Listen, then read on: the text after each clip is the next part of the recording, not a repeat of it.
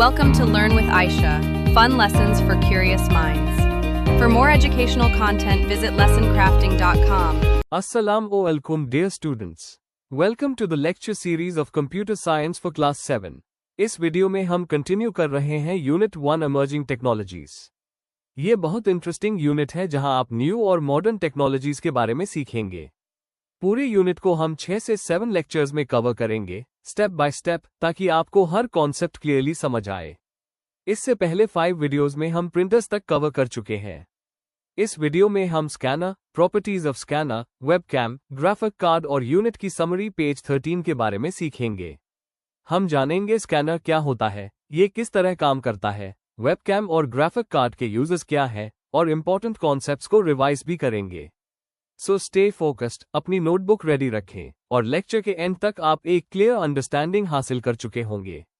अगर आपको video helpful लगे तो लाइक, शेयर और चैनल को सब्सक्राइब करना ना भूलें. Let's begin our lesson.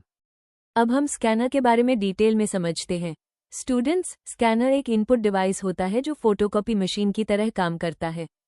जब कोई इन्फॉर्मेशन पेपर पर अवेलेबल हो और हम उसे कंप्यूटर में ट्रांसफर करना चाहें तो हम स्कैनर यूज करते हैं.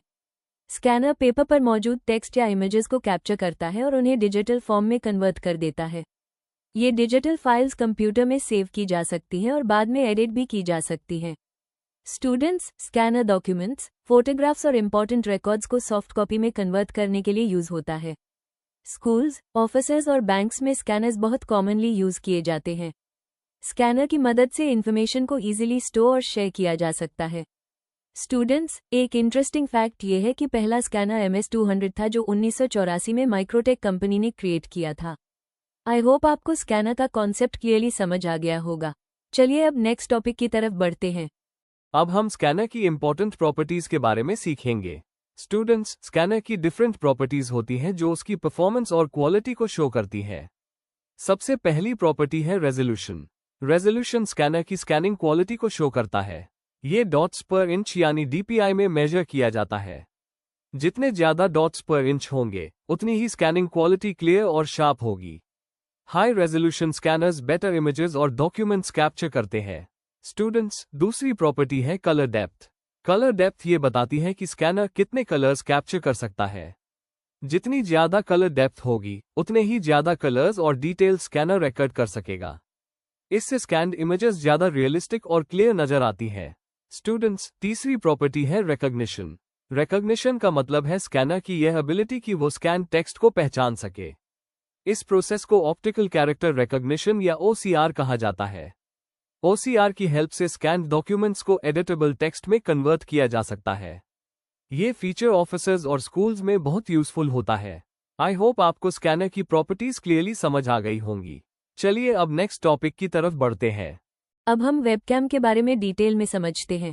स्टूडेंट्स, वेबकैम एक वीडियो कैमरा होता है जो कंप्यूटर के साथ अटैच होता है. ये वीडियो रिकॉर्ड करने और लाइव स्ट्रीमिंग के लिए यूज होता है. वेबकैम की मदद से हम अपनी वीडियो और इमेजेस कंप्यूटर या इंटरनेट पर शेयर कर सकते हैं.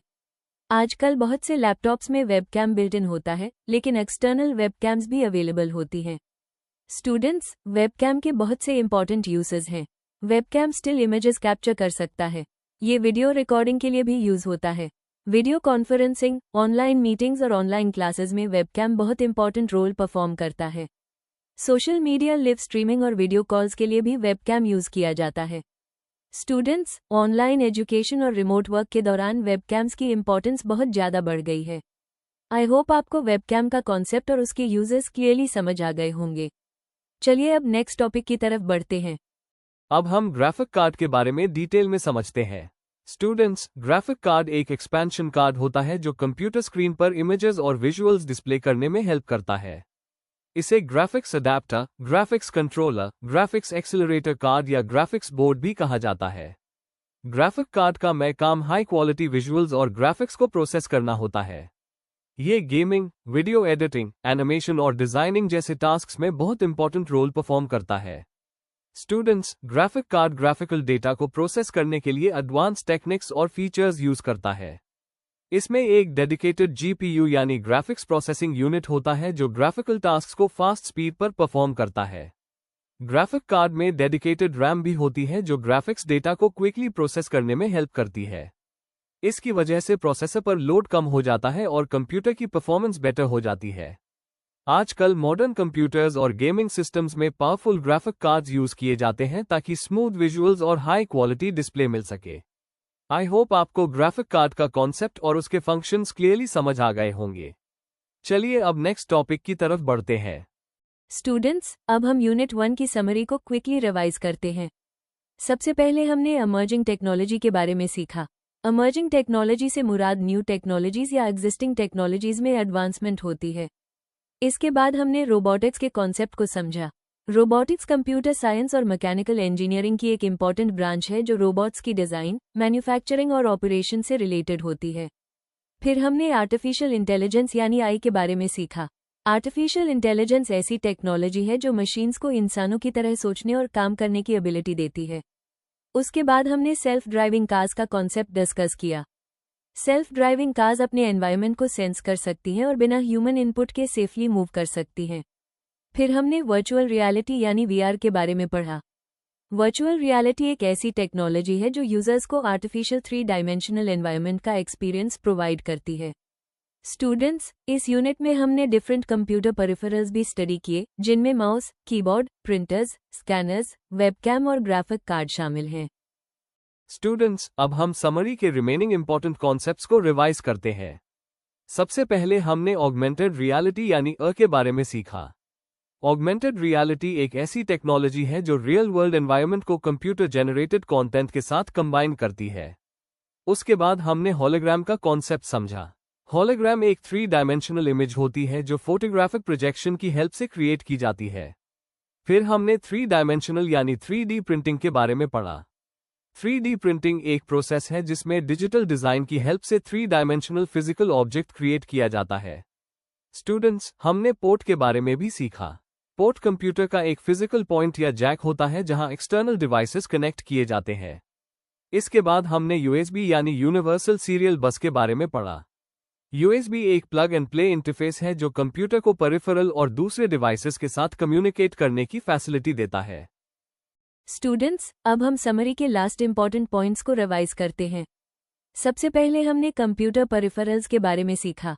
कंप्यूटर पेरिफेरल्स को जनरली 3 कैटेगरीज में डिवाइड किया जाता है, जिनमें इनपुट डिवाइसेस, आउटपुट डिवाइसेस और स्टोरेज डिवाइसेस शामिल हैं। उसके बाद हमने स्कैनर के बारे में पढ़ा। स्कैनर एक इनपुट डिवाइस है जो पेपर पर मौजूद इंफॉर्मेशन को कंप्यूटर में ट्रांसफर करता है ताकि उसे फर्दर एडिट और मैनिपुलेट किया जा सके। फिर हमने ग्राफिक्स कार्ड का कॉन्सेप्ट समझा। ग्राफिक्स कार्ड एक एक्सपेंशन कार्ड होता है जो मॉनिटर पर इमेजेस और विजुअल्स डिस्प्ले करता है। ये हाई क्वालिटी ग्राफिक्स और विजुअल प्रोसेसिंग में इंपॉर्टेंट रोल परफॉर्म करता है। स्टूडेंट्स, हमने डिस्प्ले डिवाइस के बारे में भी सीखा। डिस्प्ले डिवाइस एक आउटपुट डिवाइस होता है जो कंप्यूटर की जनरेटेड इंफॉर्मेशन जैसे टेक्स्ट, इमेजेस और वीडियोस को स्क्रीन पर शो करता है। आई होप स्टूडेंट्स, आपको यूनिट 1 इमर्जिंग टेक्नोलॉजीज के तमाम कॉन्सेप्ट्स क्लियरली समझ आ गए होंगे। अपने नोट्स और टेक्स्ट बुक को रेगुलरली रिवाइज करें ताकि कॉन्सेप्ट्स और भी स्ट्रॉन्ग हो जाएं। मिलते हैं नेक्स्ट लेक्चर में एक नए और इंटरेस्टिंग टॉपिक के साथ। अल्लाह हाफिज dear students. Thanks for learning with me on Learn with Aisha. Don't forget to like, subscribe, and share so you never miss a lecture. And for complete notes and resources, visit lessoncrafting.com.